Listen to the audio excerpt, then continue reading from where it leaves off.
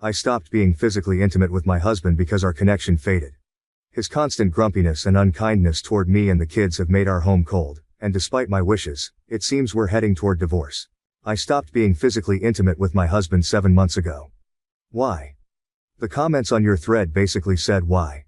I didn't feel connected to him anymore.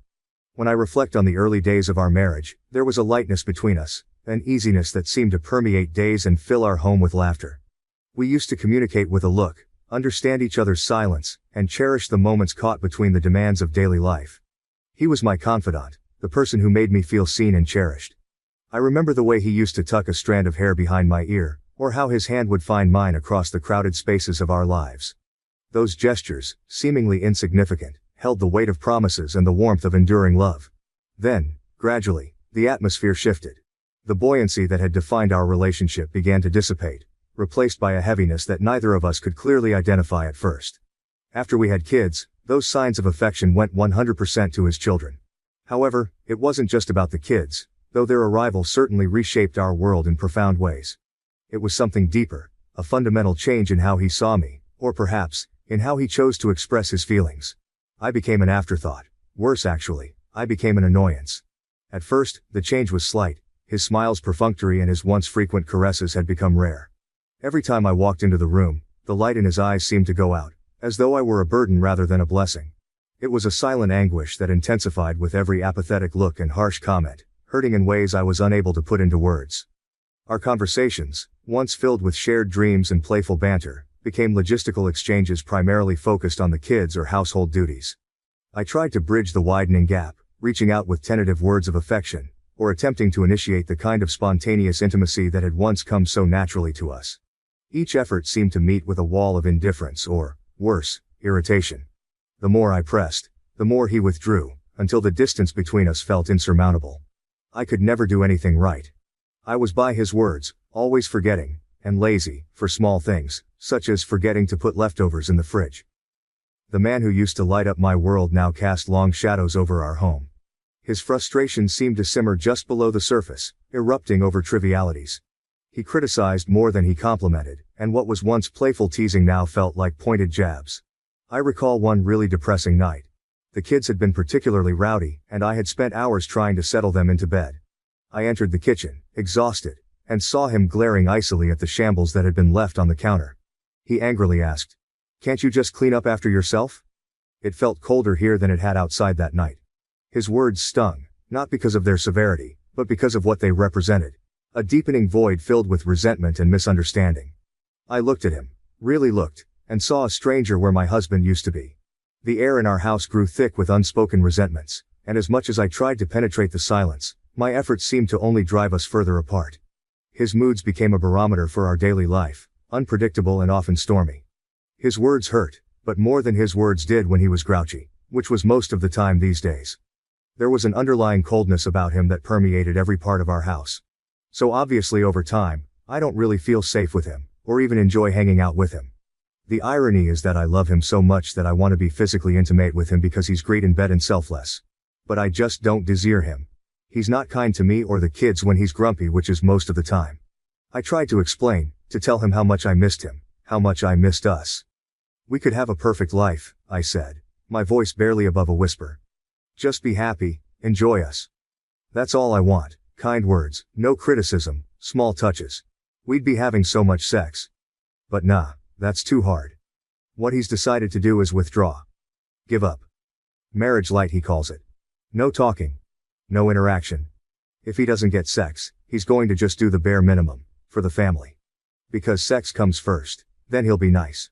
Smart guy, but he's literally doing the opposite and saying that's the solution to his lack of sex problem." With a look of discouragement or even contempt, he shook his head.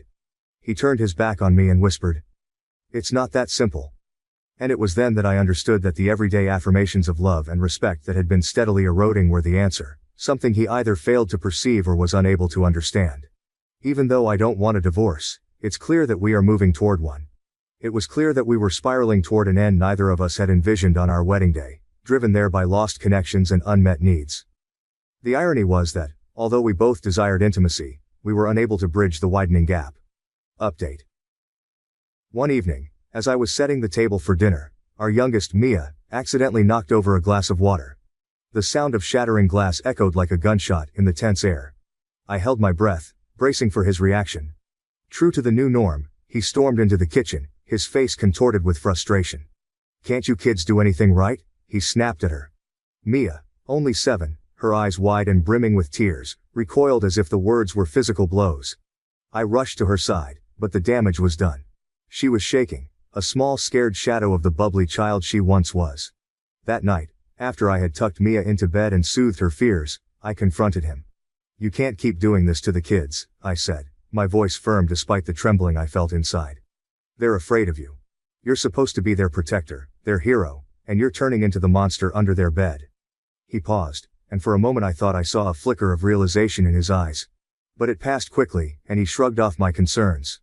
"They need to learn discipline," he said, his voice devoid of the warmth I once loved. "I'm not going to tiptoe around them." The chasm between us widened with his every dismissive remark. I found myself wondering how the man I had fallen so deeply in love with could now look at me, at his own children, with such indifference and irritation. Our home had become a battlefield, our interactions mined with potential triggers for his temper. The situation escalated one afternoon when I found him berating our son, Lucas, for not finishing his homework.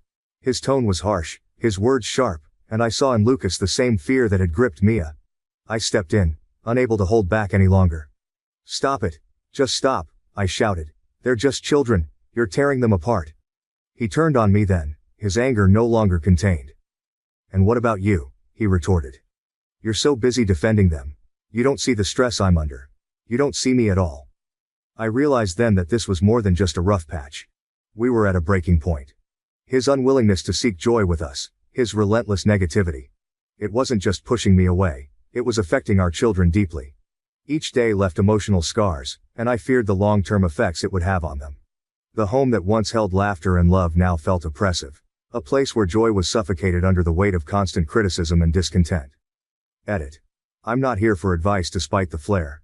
20 years is a long time to build a life with someone. It's enough time to knit together countless memories, shared dreams, and intertwined lives. When I met him, I was in my early 20s, and he was everything I thought I wanted: charismatic, confident, with a smile that could light up a room. We fell into love as easily as one might fall into a dream, swept away by the promise of a future together. But dreams, I've learned, don't always hold up in the harsh light of day. As the years passed, the man I married seemed to retreat behind a facade I no longer recognized, replaced by someone whose warmth had cooled, whose kindness had soured into criticism. What had once been a partnership began to feel more like a prolonged battle, with each of us in our respective trenches, no longer fighting together but against one another. In an effort to bridge the gap, I suggested marriage counseling. It was a desperate grasp at what remained of us, a lifeline thrown into the turbulent waters of our failing relationship. Initially, he agreed, albeit reluctantly. But it was short-lived. After only a few sessions, he dismissed the entire endeavor. "There's no point paying someone to tell us what I already know," he said, his voice edged with the kind of defeat that suggested he saw no future in trying. He believed the counselor was just echoing sentiments that were already palpable between us. Undeterred, I scheduled another session. This time, I knew I would likely be going alone. It felt symbolic, this solitary act, a representation of the loneliness that had crept into my marriage, filling up the spaces where laughter and love used to live. Attending the on-demand marriage counseling session alone was a poignant experience. The decision to go by myself was not easy, but necessary. The office was the same, the couch familiar, yet everything felt different. Without him there, the space seemed larger, almost echoing the emptiness I felt. The counselor, a kind and perceptive woman, greeted me with a gentle nod, her eyes reflecting understanding that today was going to be a different kind of session. As I sat down, I felt an odd mix of relief and apprehension. Relief because I could speak freely without worrying about his reactions or the immediate tension his presence often brought. Apprehension, because going alone underscored the seriousness of our disconnection. It was as if his absence in the session mirrored the growing void in our relationship. The session started with the counselor asking simple questions about how I had been feeling.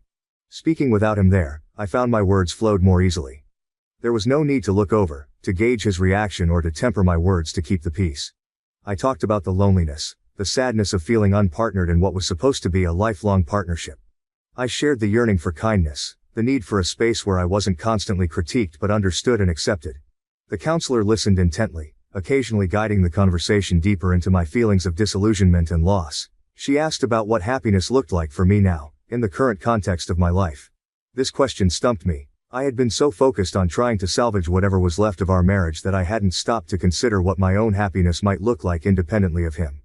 We explored the dynamics that had led to our current state. Discussing these without him there allowed me to be more honest, more forthright about my grievances without fear of escalation. The counselor helped me see how my people-pleasing tendencies might have enabled some of the dynamics that were so painful now. We talked about setting boundaries, about the importance of self-care and self-respect in any relationship. The session came to an end and I felt lighter. It wasn't as though my problems vanished magically, but more like I started to see things clearly.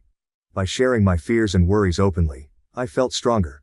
Yes, the feeling of being alone was still present, but with it came a newfound courage, realization of my own needs, and the understanding that it's okay to pursue a life that meets those needs. Leaving the counselor's office, I felt a stark contrast to the times I had left it with him by my side. Previously, each session was followed by a silence, sometimes resentful, sometimes exhausted. We would leave together but more divided, each of us retreating into our own corners of pain and misunderstanding. This time, I left feeling a sense of individual purpose. The path forward was not yet clear, but the journey felt like my own. Reflecting on our 2 decades together, I've come to realize that the foundation of our relationship was flawed in ways I hadn't seen, or perhaps hadn't wanted to see. I have always been a people pleaser, a trait that made it easy for me to overlook slights, to forgive without amends, to absorb the brunt of his frustrations without complaint. I thought this was resilience, perhaps even a form of love.